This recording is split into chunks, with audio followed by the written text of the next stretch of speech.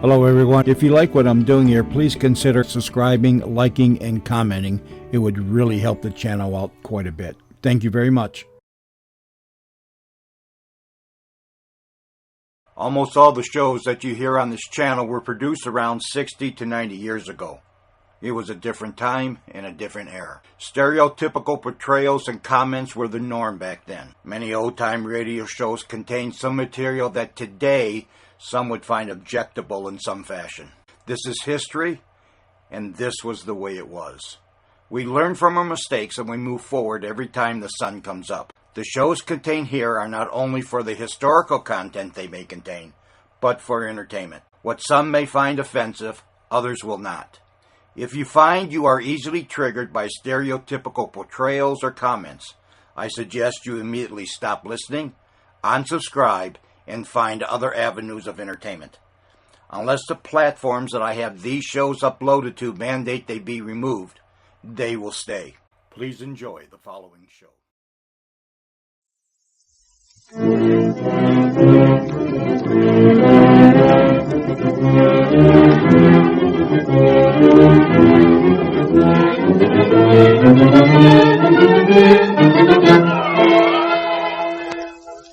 The most delightfully fascinating character in the realms of mystery, Charlie Chan.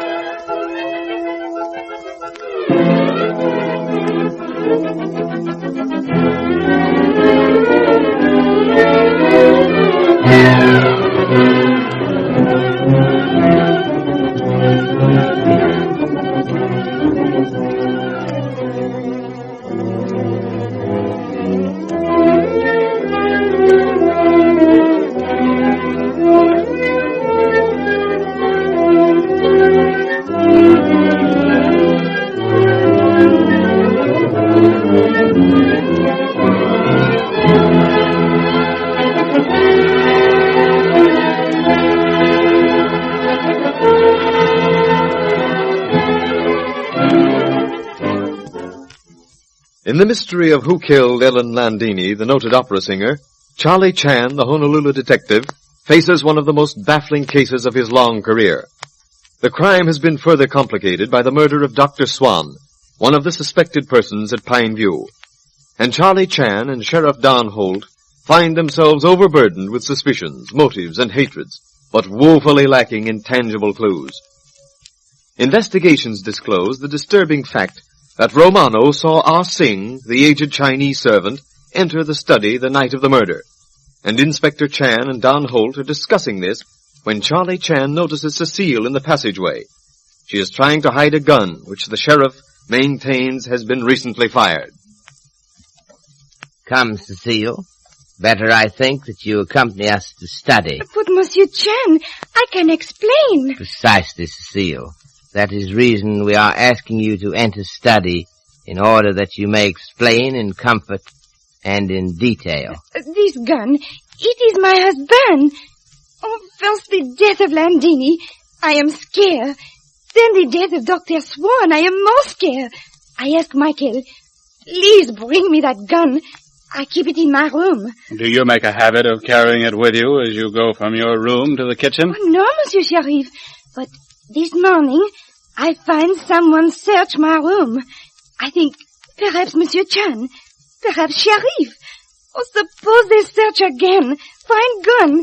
Then they blame Michael for this murder. Why, Cecile, should you assume that we should be likely to blame your husband? Because, Monsieur Chan, because... Yes, Cecile, because?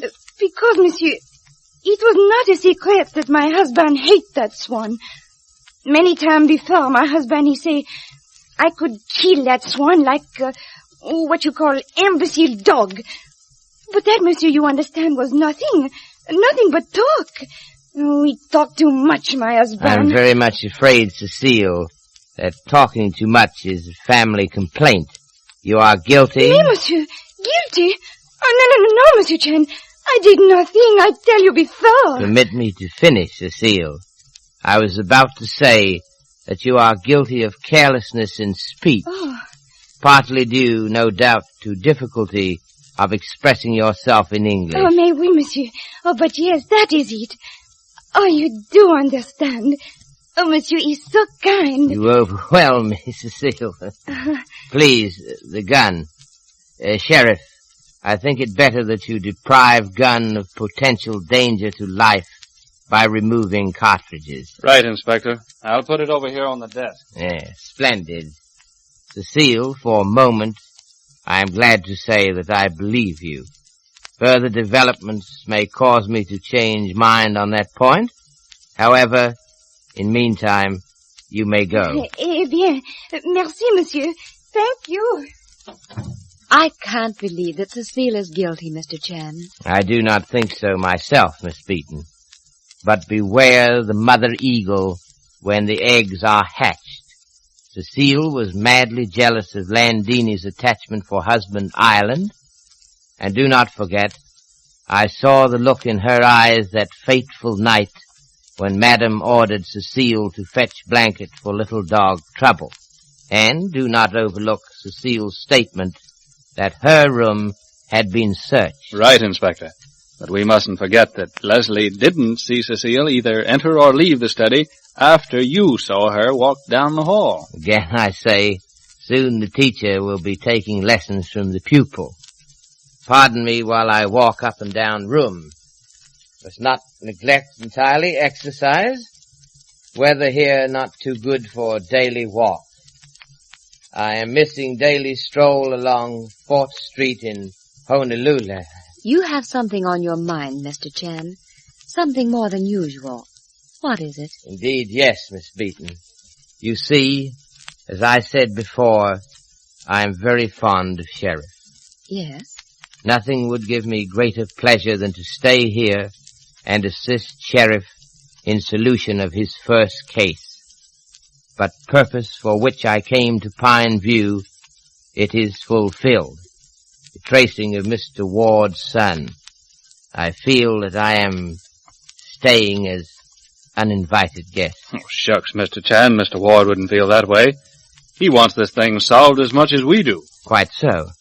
But I have no official capacity. Why don't you talk to Mr. Ward? I know he'll want you to stay. Go and talk to him now. He's in his room. I saw him as I took Dad downstairs a few minutes ago. Very good. I hope that others are as wishful that I remain as you. It may be compliment to host when guests remain long, but it is sign of thoughtlessness on part of said guests. I'll go down and phone Cash Shannon to come over and mount guard while we go off on our little investigation. Oh, you're both going away? For a brief hour or two, no more. The deputy sheriff will amuse you. Oh, all right. But I wish you weren't. Come in. Mr. Ward, I am embarrassed. Purpose for which I came to Pine View is achieved. Sad ending, I'm sorry to say.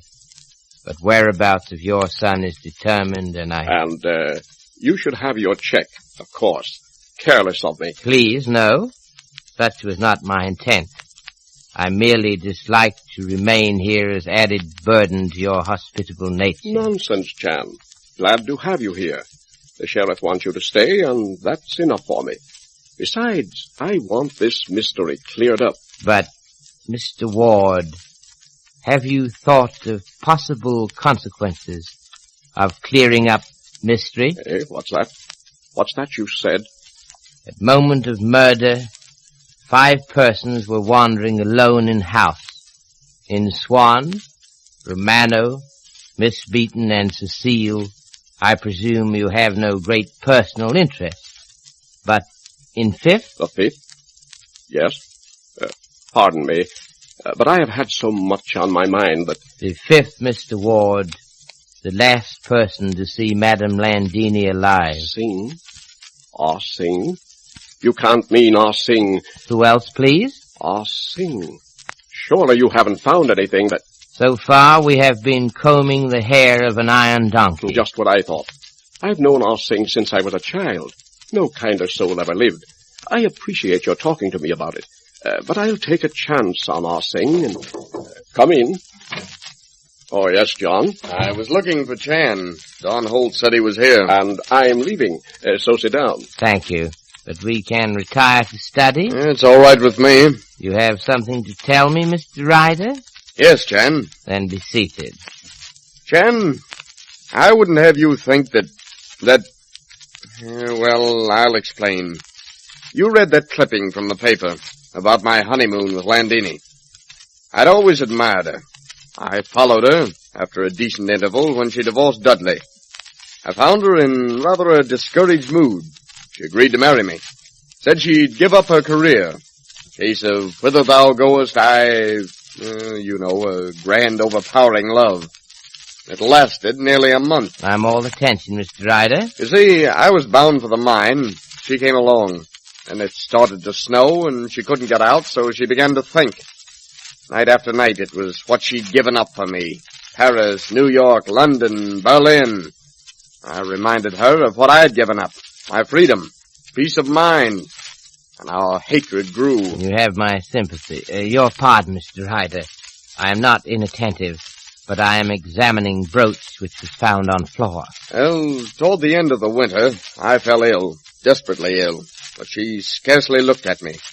She left me there in my bunk at the mercy of a stupid old man who worked for us. When the first sled left in the spring, she left with it. That, Chan, is why I hated her. But it wasn't the kind of hate that leads to murder. I was too contemptuous of her to even think of her except as the one person in this world to be avoided. Yes, Mr. Ryder? Well, that's all, Chan. I don't want you wasting your time thinking that I killed her. I didn't, and that's all. That's all, Mr. Ryder. Thank you so much. It is all, Chan. Now or any time. I wonder if it is all. Is Mr. Ryder more clever than I think, or more foolish than his success would lead one to believe? So often he has tried to impress me that his hate was not the kind of hate which would lead to killing. What a tangled skein it is. Come in. Well, what's the matter? You're not here at dinner, Clown? Most humbly apologize, Ah Sing. I did not hear dinner gong. Oh, you're lucky to dinner? Or perhaps you only take an orange juice. No, Ah Sing.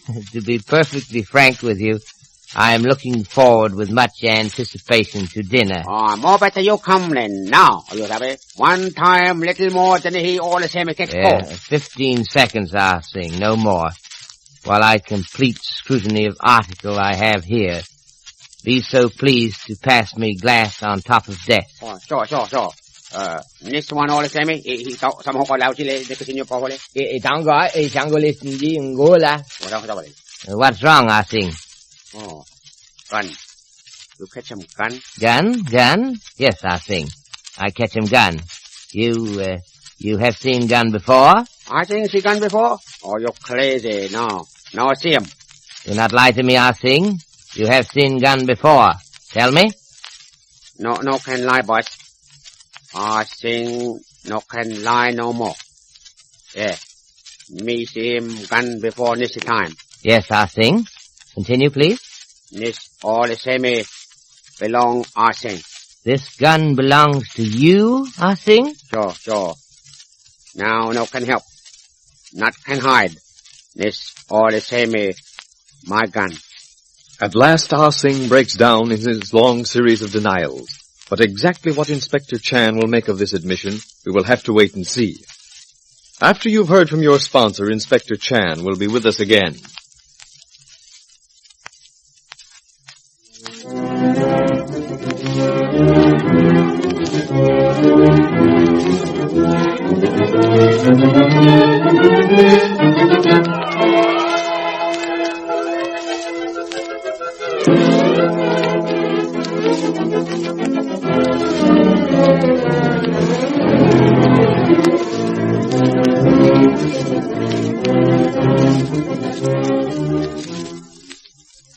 Well, Mr. Chan, what philosophical advice do you have in store for us this evening? I have been thinking of Ah Sing.